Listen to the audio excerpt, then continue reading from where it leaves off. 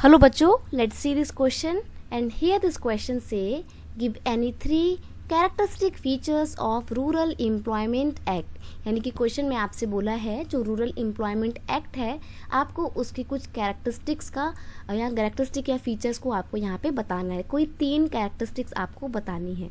तो सबसे पहली बात, यहाँ पे आपके क्वेश्चन में कुछ मिस प्रिंटिंग है। ये रूरल एम्प्लॉयमेंट एक्ट नहीं है इसका नाम है पूरा national rural employment guarantee act. ये इसका पूरा नाम है और यहाँ पे क्वेश्चन का की कॉन्सेप्ट है feature of national rural employment guarantee act. और इसका जो नाम है national rural employment guarantee act, ये भी अब नहीं है, पहले हुआ करता था।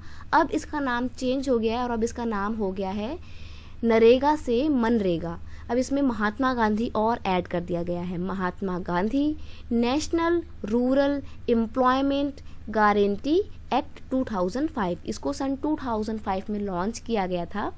और अब अगर हम इसके 3 कैरेक्टरिस्टिक्स की बात करें तो वो क्या है? Characteristic of national rural employment guarantee act are as follows. Number 1, it provides 100 days guaranteed employment in a year। ये एक साल में, ये वाई है इसको जी मत समझना, ये एक साल में 100 डेज का गारंटी एम्प्लॉयमेंट प्रोवाइड करता है, ऐसा इस एक्ट में प्रोविजन किया गया है।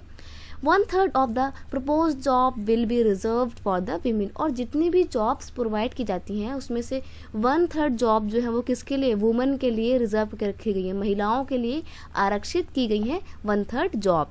नेक्स्ट है according to this act if the applicable is not employed within 15 days. अगर किसी भी रीजन से किसी एप्लीकेबल को 15 दिन के अंदर अंदर जॉब नहीं मिलती है, 100 डेज का एम्प्लॉयमेंट नहीं मिलता है, देन ही she will be entitled to a daily unemployment allowance. तो उसको डेली बेस पे अनएम्प्लॉयमेंट अलाउंस या फिर बेरोजगारी भत्ता मिलेगा, ताकि वो अपनी लाइफ को सस्टेन, मतलब जो बेसिक रिक्वायरमेंट है एटलीस्ट उसको तो फुलफिल कर पाए, इसलिए उसको डेली बेस पे अनएम्प्लॉयमेंट अलाउंस मिलेगा। ऐसा इस एक्ट में प्रोविजन किया गया है।